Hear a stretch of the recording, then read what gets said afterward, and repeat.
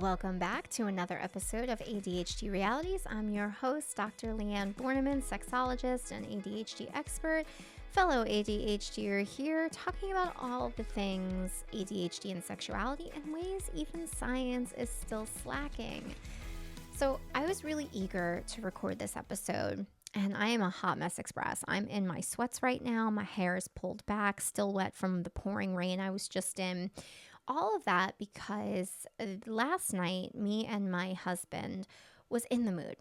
I just showered and, well, it kind of turned into an executive function shutdown, leading to the need to make sense of the whole stimulation, regulation, desire roller coaster that I've personally been experiencing for the last 3 years, ever since I shed my mask of neurotypical expectation and interactions of the world.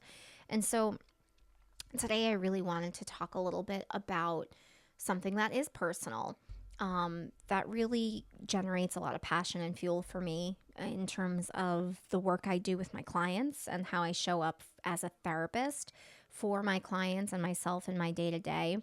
And it's real. And honestly, it might actually hit close to home for a lot of you who are listening to this episode, specifically when our brains go and say something like, your partner is probably in it, right? And I could go for some fun. But then your body says things like, no, I just showered. I'm clean. I'm fucking exhausted. Please don't make me start a whole thing, right? It's like that pull. And so we're going to go there. I want to talk about this because this is about executive function barriers and sensory shutdown. It has nothing to do with libido. It's not low desire. For those of you experiencing what I'm going to be describing. So let's talk about why these moments happen and, more importantly, what you can do about them through this ADHD lens. So here's the moment, right? Your partner wants to connect. And maybe, you do too. But then something inside of you locks up. Like you freeze, you shut down. It goes into this mode. I know you all know what I'm talking about. And it's not that you don't care. It's actually the opposite. You care deeply. But it's also not even that you don't have desire. It's that your brain hits this like traffic jam of steps, right? It's I'd have to get the lube. Then I'm going to feel sticky. Then I won't be clean anymore. Then I'll be overstimulated. Then I'll need to shower again. And I'm already fucking exhausted. Oh, and it's already 9 o'clock at night and I really need sleep, right? That's executive functioning barriers in real time. It's the same part of our brain that makes it hard to unload the freaking dishwasher or start a paper if you're a student or a researcher, or even reply to that one email that has just been sitting in your bin starred, right? Only now I'm showing you a side of it that's affecting your intimacy because guess what? It doesn't shut off in the bedroom. And so add in sensory regulation where your body's already at like this capacity and you've got a shutdown cocktail. And I don't know about you, but I have to be real as real here because if you don't name that experience for what it is, the shame takes control of you. It becomes like Miley Cyrus's The Wrecking Ball, if you will, right? And I remember prior to really getting into the nitty-gritty of my research and reading other research that didn't necessarily give me much understanding, quite honestly, I would blame myself. I would lean inward and I would say to myself, like, holy crap, like, what is wrong with me? I know I want it. I'm getting horny, but then I'm just like stopped in my tracks. I don't understand this. And this is quite interesting because when you actually think about it, when I don't know about whomever is listening right now, but for me, I was late diagnosed. And so when I got my diagnosis, I was like, okay, this makes total sense. And I was able to actually like do the flashbacks where I went back into my childhood and I was like, click, click, click. That makes sense. Looking at my schooling, my friendships, even work. But then when I tried to do the same thing with my sexuality, I wasn't able to make those connections. And I kind of found that really interesting that I was able to make the connection when I got my diagnosis to all of my experiences in work, in school, in friendships, but I wasn't able to do the same thing in my sexuality. And that's because we talk so much about how ADHD shows up in our day-to-day life, but we still are not talking about how it then also shows up in our intimacy, in our sex, in our relationships outside of just friendships. And see, that's where and why shame starts to swoop in, because unfortunately, my field in sex therapy, it still hasn't caught up to the neurodivergent lens, something I'm trying to challenge immensely, and I'm writing a book currently on. But if therapists, even in sex therapy, is not talking enough about how this goes and crosses over into our sexuality, and research isn't, of course we build on shame. I was totally a victim of the shame loop because I had no other support answer to make sense of what was going on. And it took me a long time to be able to make that connection. And I'm so happy I did, because not only did I get a benefit from it in terms of how now I'm growing in my own sexuality and my journey, but I'm able to now help my clients because I finally have made the connection and I understand. And when it comes to thoughts like, why am I like this? I must be broken. There's something is wrong with me. I'm the problem, right? The truth actually is that you're not failing. You're not failing at all. And this is not avoidance. This actually becomes your nervous system asking for support. Your executive functioning asking for an environment that is supportive to how it is wired. And there's nothing wrong with that, right? So I want to offer a little reframe, a really simple one that might change how you begin talking to yourself in these moments. Ask yourself something like, is this a lack of desire or a lack of access, right? If you're the person that feels it and wants it, and you have like this interest, but your brain is shutting the interest down, that really is more in line with lack of access than desire. A lot of people who struggle with low desire, they are literally dealing with this absence of sexual thoughts, interest, fantasizing, all of these things. If you have the desire and you have the interest in your partner, but something is making you freeze, I want you to keep listening to this episode, because this is really then more about what you probably are experiencing. Now, I don't know you. I don't know the layers of your life. So this cannot substitute therapy. It can't substitute the need to look at maybe the other variables, but I'm just trying to create a different lens. I like to call it the other layer of the onion, like Shrek says. So please understand that I always suggest trying to work with a qualified professional, because at the end of the day, this is very individualized. But I am trying to just create some level of accessible reframe and perspective that you could possibly run with here. And, so many of us in general just want connection. And so many of us with ADHD are no different in wanting that connection. We're human, right? But here's this huge gap between then wanting it and being able to move towards it. And that's not because we don't care. Again, it becomes because our brains are struggling with the task initiation that goes into that. The sequencing, the problem solving, right? The planning, the regulation, the task switching, all of this, that then ends up not being about libido. This becomes about executive function and sensory safety. And so I'm going to say that again. Wanting sex, but feeling unable to start, it doesn't mean you don't want it. It really means that your brain is maxed on some capacity here. It means the steps to get there feel too steep. And when sex feels like one more demand, even when you want it, it gets tied up with guilt, avoidance, even resentment sometimes for a lot of people.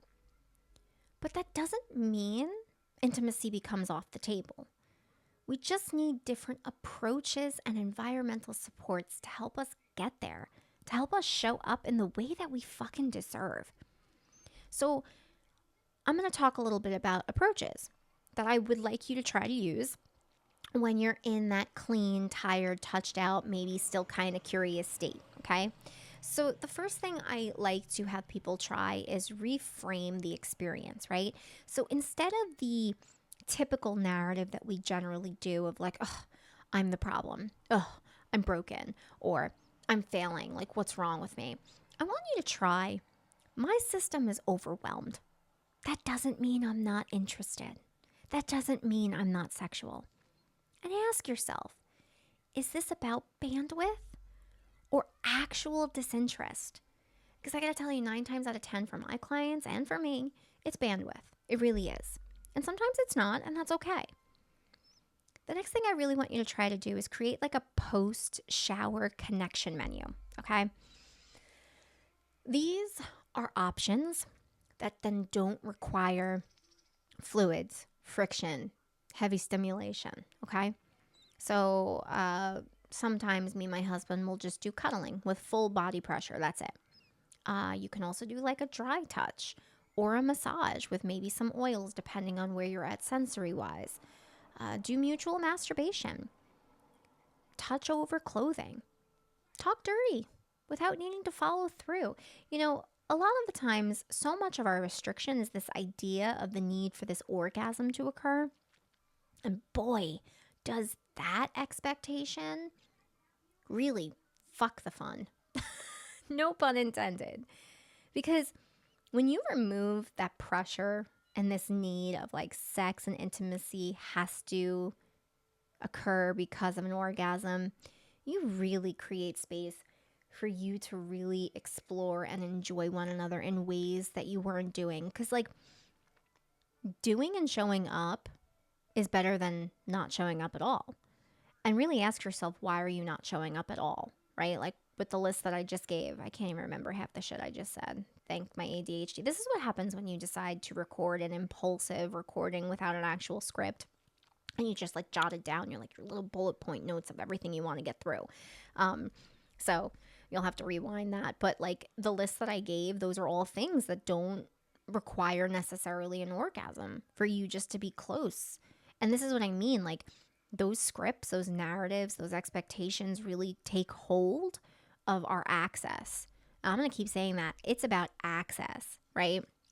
And your brain is restricting you of that access, whether it be because of the environment not set up for your success in terms of how your brain is wired, being an ADHDer, or are you limiting yourself because of expectations you're placing on outcomes or how something should look versus just showing up and enjoying one another, right? And all of this you can create also like and do it together on like a whiteboard. I love whiteboards, by the way, because you can erase them, but they also come in all little, like sizes. And so like for instance, me and my husband, because we have kids, we have a whiteboard that I leave in the closet up on the top shelf, and that's our like sex board, right? It can be your clean, safe intimacy board. It's the thing that you can go to and find the different options that might be more in line with where you're at mentally, sensory, stimulation wise. And it's a support system. That's that environmental piece, right? The other thing I think that's really important is say the quiet parts out loud, right? Because that in itself is a game changer. So like if you were to actually say out loud, hey, I'm feeling super clean and I'm low on capacity. But guess what? I want to connect, but I need to be in this like low effort and not messy interaction. Can we work with that? Right? When you do that, your partner is now not guessing or feeling rejected, and you're also not guessing and feeling rejected. It's all about invitation. Like you just invited a freaking awesome conversation and a collaboration to occur. Like that's awesome, right? So that's another one you can do. Another thing that comes to the top of my head is setting up like ADHD friendly sensory kits. This is really cool, right? You can make it easy for your brain and your body to say yes. Things that to keep near the bed and like a little stored area. Because again, if you have kids like me and my husband, we always want to make sure things are like away so they can't find it or play with it. Non-greasy lubes. There's like Uber Lube or silicone-based options. Those are really awesome. Me and my husband particularly really like the silicone-based. It's more of like a essential oil. Water-based lubes just get gross for us. We just personally don't like them. I also have a lot of clients that prefer the silicone over the water-based. You can have, off the top of my head, pre-wet washcloths in a bin, or wipes even, a towel you always use during intimacy, obviously wash it. um, if you're more of the sensory terms of like light, dim lighting or noise machine to reduce any background sensory stress, all of these things can help. I have a ADHD informed bedroom checklist that's on my website for sale for like $9. It goes through a bunch of extra questions that you can go through to kind of start outlining what maybe your sensories are, things of that nature, so you can start really getting prompted into this space of setting yourself up for success, right? Maybe you don't know what your sensory stresses are. Something like that could also help, and it's really buck-ass cheap. The easier it becomes to better understand like what your needs are, the more likely you're going to feel safe engaging. And like, here's the caveat to all this though.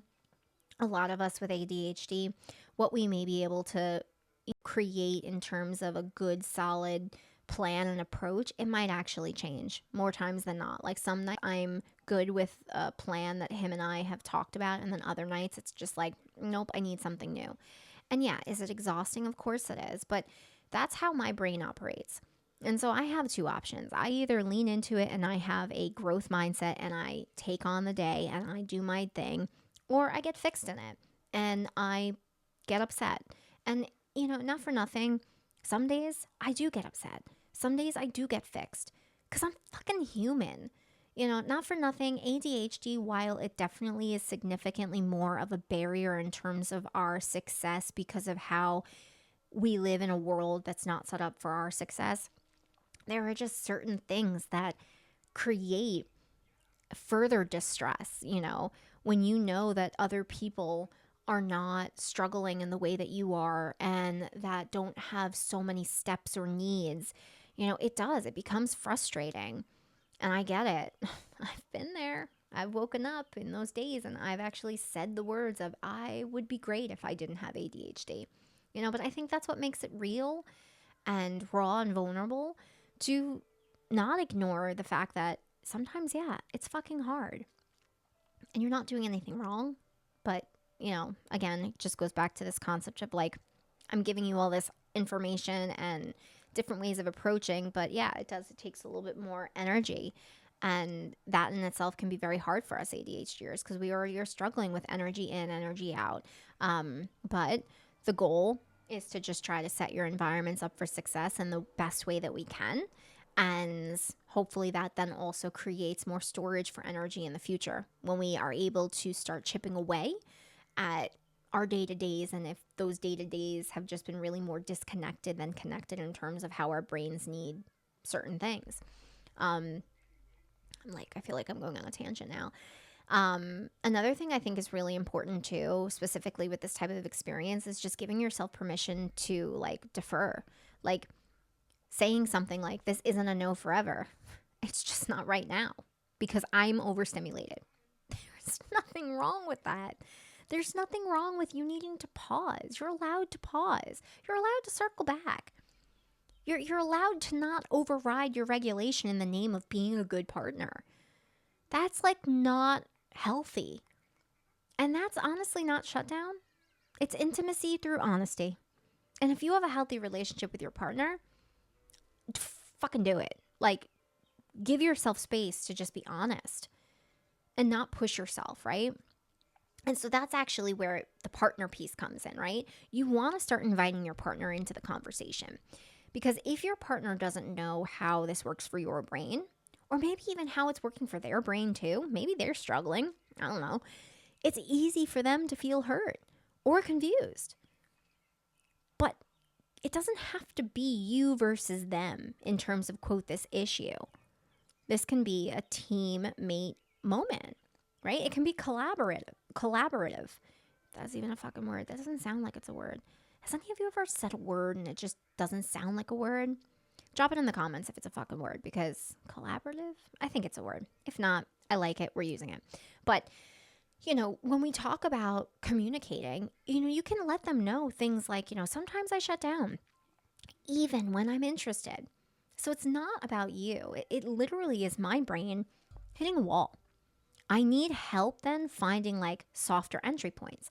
I need help and support on finding what may work for me in that moment. And yeah, guess what? That takes being vulnerable. So if you struggle with vulnerability, work with an individual therapist to help you feel more comfortable communicating your needs with your partner, right?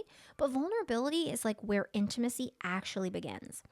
And it's interesting too, because I've had so many clients who come to me with disconnects in terms of the bedroom, and they'll say things like, we have great communication everywhere else, but here we struggle. And I always like to ask, like, why? Because you're not actually experiencing the level of vulnerability needed for you to grow in that area. And then on top of that, if you have ADHD, that probably is another barrier, because society did a wonderful job teaching us like the stereotypes of ADHD and not the real depth and information needed to help us really better understand our fucking experiences. Ugh, I digress. But what I'm trying to get at is that communication and that teammate interaction, that can be great, right? You don't have to be the one to power through, right? You can actually advocate for what works and then co-create connection from there with your partner or partners. All of this impulsive recording, right, is important, because if you're listening to this and thinking like, holy shit, that's me. Yeah, guess what? You're not alone. You're not broken. You're not a horrible partner. You're not cold. You're not lazy. You're not selfish. You're none of that shit. You're a person with an ADHD brain navigating real sensory and executive functioning challenges, barriers, and trying to hold on to intimacy in the midst of it. And it's hard. And your desire, it's there, it's valid, even if it doesn't always show up the way you were taught it should. And sometimes the most intimate thing you can do is say, I want to connect. I just need help getting there. And that's okay. And so if this episode resonates with you, check the show notes for the digital PDF for the ADHD Informed Bedroom Check-In. It's another extra resource.